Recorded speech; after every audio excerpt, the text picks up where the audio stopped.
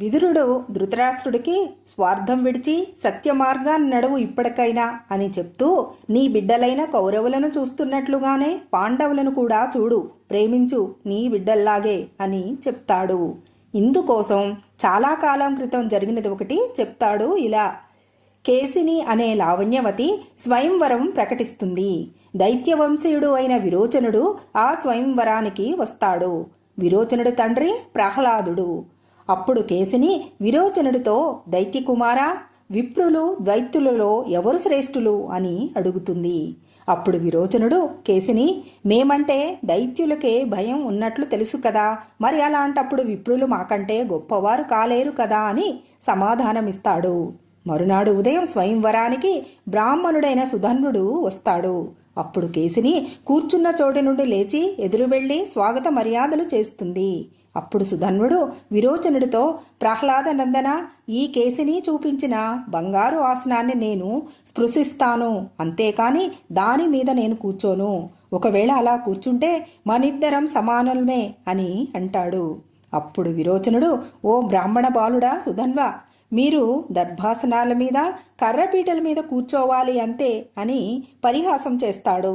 అప్పుడు సుధన్వుడు, విరోచన, పరిహాసం చేయికు, మీ తండ్రి ప్రహ్లాదుడు కూడా నన్ను సత్కరిస్తాడు నీకంటే ఎక్కువగా.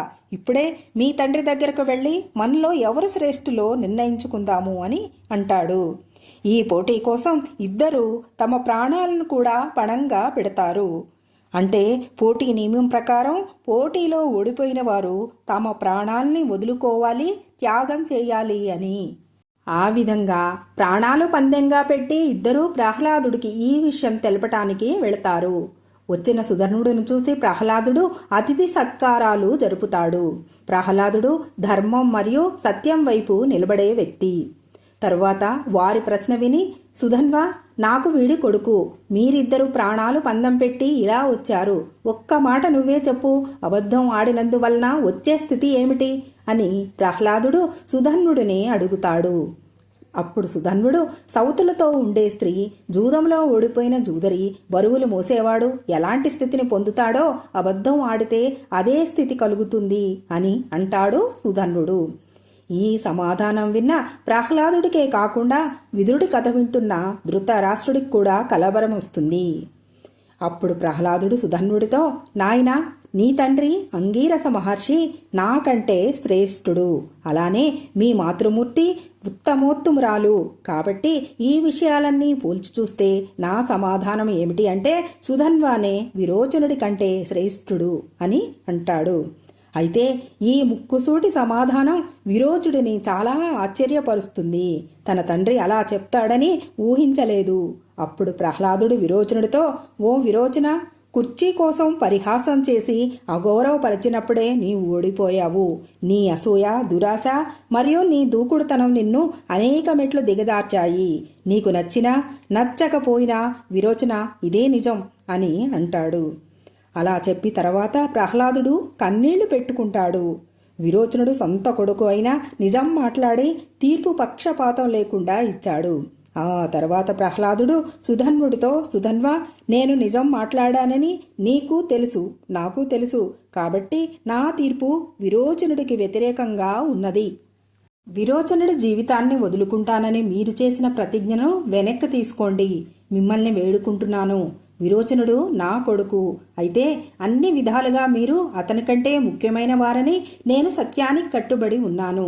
ఇప్పుడు నా కొడుకు నిన్ను ఏ విధంగానూ సమానం చేయలేకపోయినా నేను అతని తండ్రిని. కాబట్టి విరోచనుడి జీవితం నాకు విలువైనది. అందుకని మీరు దీనిపై ఆలోచించి పుత్రభిక్ష ప్రసాదించండి అని అంటాడు ప్రహ్లాదుడు. అప్పుడు సుధన్వుడు, ఓ ప్రహ్లాద, నేను ఇక్కడకు వచ్చింది నీ సత్యాన్ని ఆశించి మాత్రమే, మరేమీ కాదు. నీవు ధర్మానికి కట్టుబడి ఉంటావని నాకు నమ్మకం ఉన్నది. అలాగే నీవు నా నమ్మకాన్ని నిజం చేశావు. అందుకు నేను చాలా సంతోషంగా ఉన్నాను. విరోచనుడు బ్రతికి ఉన్నాడా లేదా అని కాదు ముఖ్యం నాకు. నేను ఈ విషయంలో నా వైఖరిని పూర్తిగా వదులుకుంటున్నాను.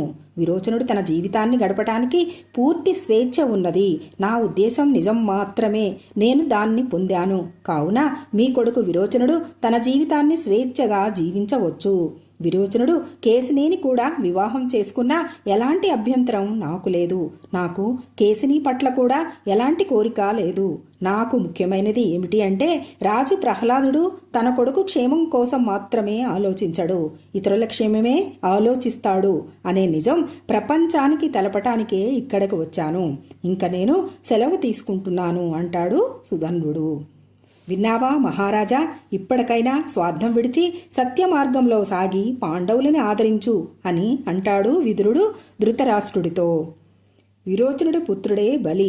తర్వాతి కాలంలో బలిచక్రవర్తి విష్ణువెంత, విష్ణువుని గెలిచేవాళ్లు మనలో లేరా అని అనటంతో ప్రహ్లాదుడి కోపం వచ్చి విష్ణుమూర్తి చేతనే అణగదొక్కబడతావని శపిస్తాడని అంటారు. భక్తి శ్రద్ధలతో దీక్షగా శరణు కోరి బానిసగా మారి భగవంతుణ్ణి బందీ చేసుకోవచ్చని చాటాడు ప్రహ్లాదుడు. అలాగే ధర్మ సత్య మార్గంలో నడిస్తే ఎలాంటి దాన్నైనా పొందవచ్చని నిరూపించాడు ప్రహ్లాదుడు. సర్వేజన సుఖినో భవంతు.